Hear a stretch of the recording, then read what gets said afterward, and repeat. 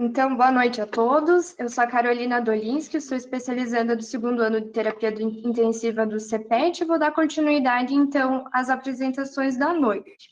A minha apresentação é bastante breve, é bastante pontual. Então, ela é uma carta ao editor, em que ela é publicada no Intensive Care agora em 2021, que analisa, então, esse artigo que a Bruna apresentou anteriormente. Então, os autores são o Matthew Legrand, que é do Departamento de Anestesia e Perioperatório de Cuidados Intensivos da Universidade da Califórnia, e o Jeremy, que é professor da Unidade de Terapia Intensiva, então, da França, é um pesquisador francês.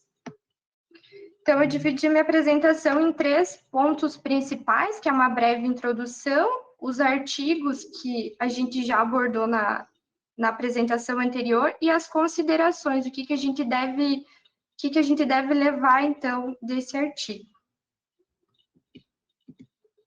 Então, o choque séptico é um quadro de sepse associado à hipotensão persistente, em que necessita de medicamento vasopressor para manter uma PM de pelo menos 65 milímetros de mercúrio, associado, então, ao estado de hiperlactatemia, mais de 2 milimols por litro. As anomalias circulatórias do choque séptico correlacionam-se à gravidade da falência dos órgãos e são preditivas de mortalidade dentro da UTI. Então, considera-se que a ressuscitação de pacientes críticos precisa restaurar a perfusão tecidual com fornecimento adequado de oxigênio, evitando, então, a disfunção de múltiplos órgãos e um desfecho desfavorável dentro da UTI. Então, os artigos, as considerações que eles fizeram.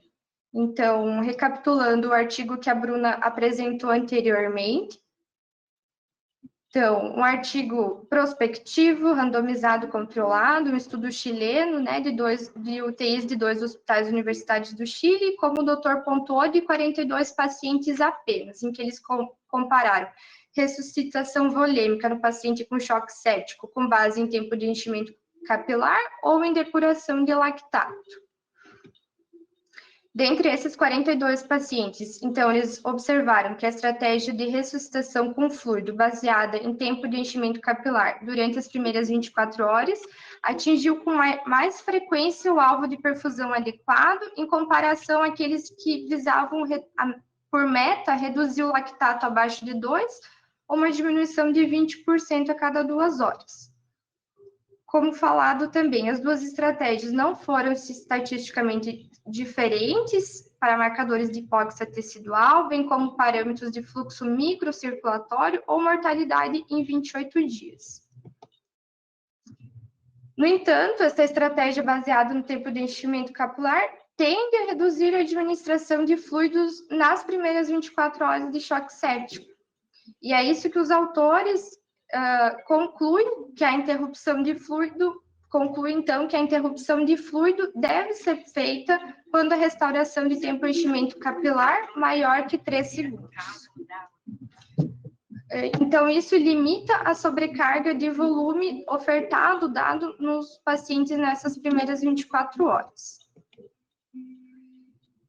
O estudo, então, vai muito ao encontro, casa, né, com Andrômeda, que já está muito estabelecido, que a gente já estudou em outras aulas aqui do CPET. E tanto, então, o estudo do Castro, esse estudo chileno, quanto o Andrômeda apoiam o uso de tempo de enchimento capilar como ferramenta de avaliação de microcirculação à beira-leito para orientar o manejo precoce de fluidos no choque séptico. Então, sobre as considerações que a carta ao editor, esse editorial nos passa. Eles explanam no fim do editorial que a gente deve levar em consideração a complexidade das alterações, tanto micro quanto macrovasculares, observadas no choque séptico.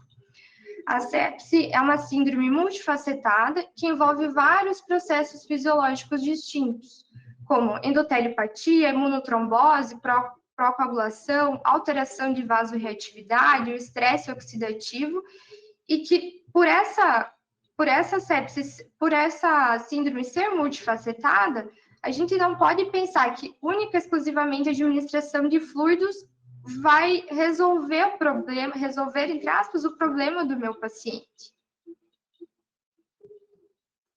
E o mesmo raciocínio, eles desenvolvem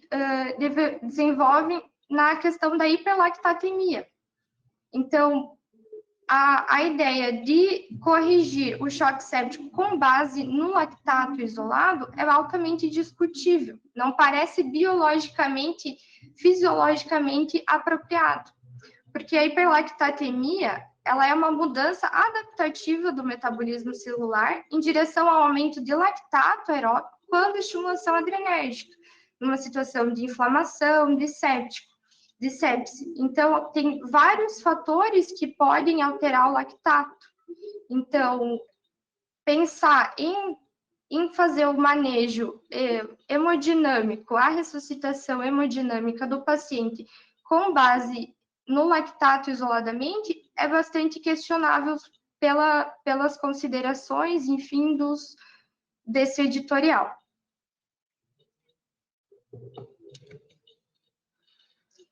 Então, a administração de fluidos com base em níveis de lactato pode desencadear uma sobrecarga de volume. Eu posso dar mais volume para o paciente do que ele realmente precisa.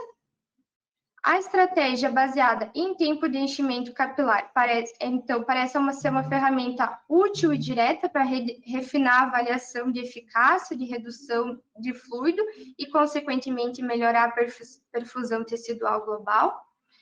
E o que eles questionam também no fim do editorial é que agora a gente deve melhorar as estratégias de ressuscitação no choque séptico, incluindo o momento e a forma de administração de fluidos e vasopressores, mas também do papel de um tratamento específico individualizado desses pacientes. Então, voltando à grande pergunta do editorial, né? Se problemas complexos, como na ressuscitação do choque séptico, terão grandes problemas, terão respostas simples? Então, pelo editorial, pelo que a gente tem estudado, de fato, não. As nossas respostas, as nossas intervenções não devem ser simples. Então, a apresentação é bastante rápida, bastante direta, como foi me passado, e enfim, acho que era isso. Ok, obrigado, Carol, também. Alguém tem alguma pergunta para a Carolina?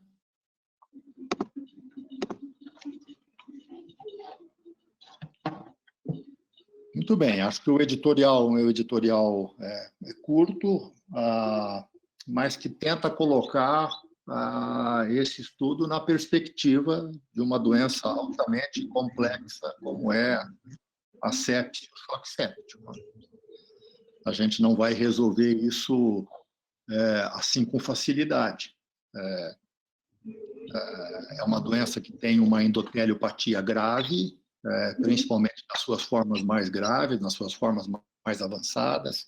Quanto mais a gente demora para poder ressuscitar esses doentes mais graves, eventualmente irreversíveis, esses doentes ficam.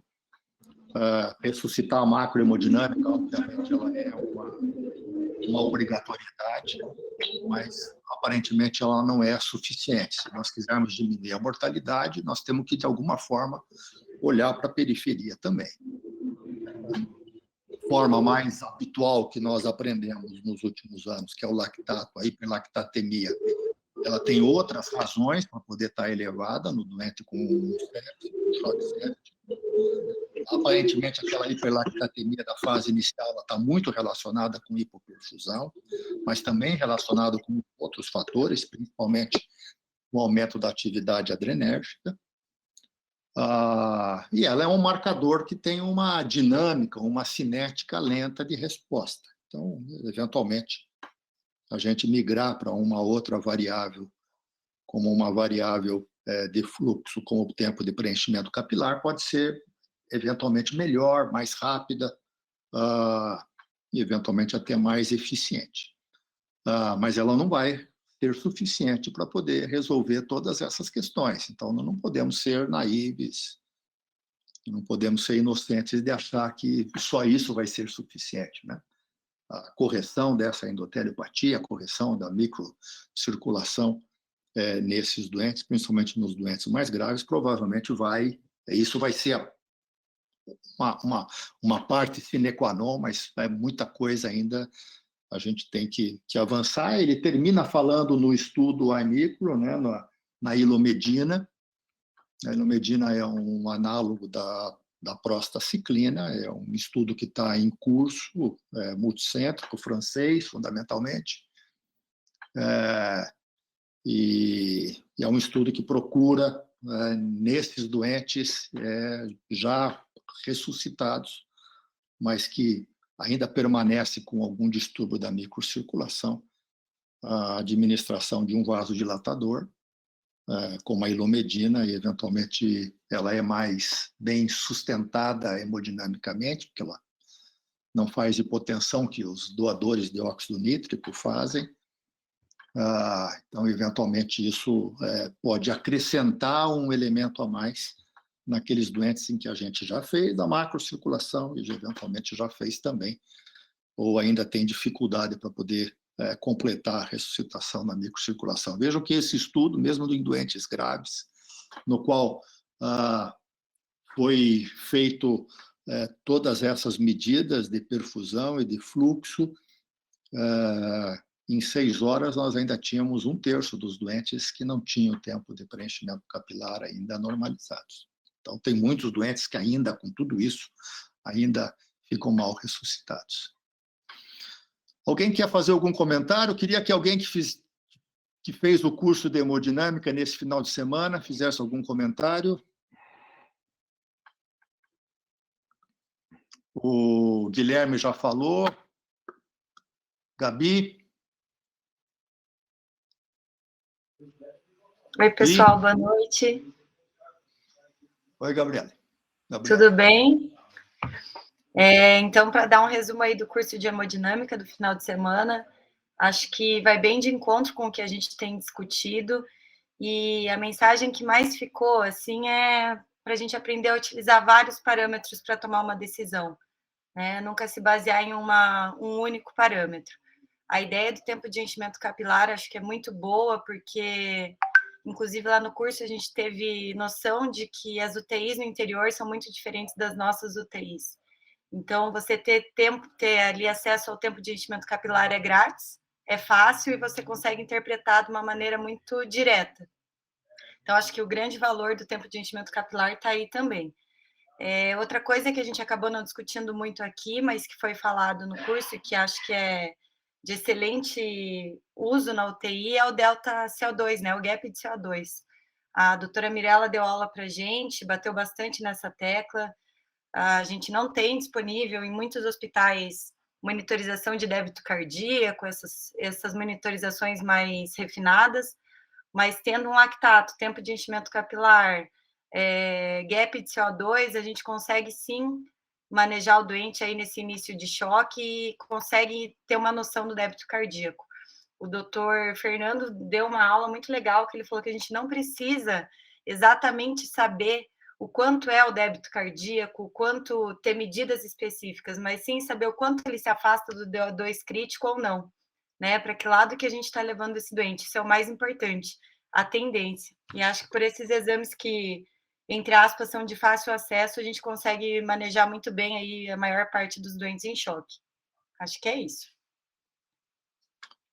Valeu, Gabi. Muito bom. Rafa, você já está conosco, Rafa, tudo bem? Queria te ouvir um pouco.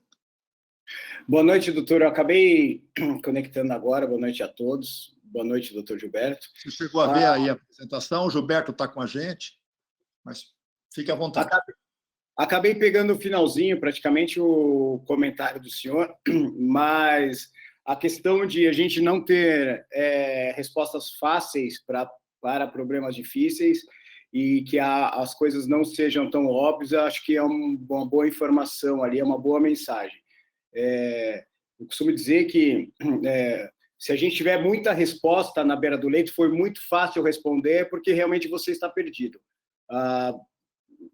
seja no manejo hemodinâmico, na ventilação mecânica, mas principalmente no manejo hemodinâmico aqui, o quanto maior o número de informações, mais refinado vai ficar o seu raciocínio, e para que a gente tenha, então, uma boa performance hemodinâmica do paciente, a gente deve usar todo o nosso conhecimento. O lactato isoladamente, como foi dito na sepse, ele não pode ser usado isoladamente, é uma variável de oxigenação laboratorial e a gente deve, então, compilar o nosso raciocínio em cima de exame físico, exame laboratorial e parâmetros de monitorização hemodinâmica quanto disponíveis.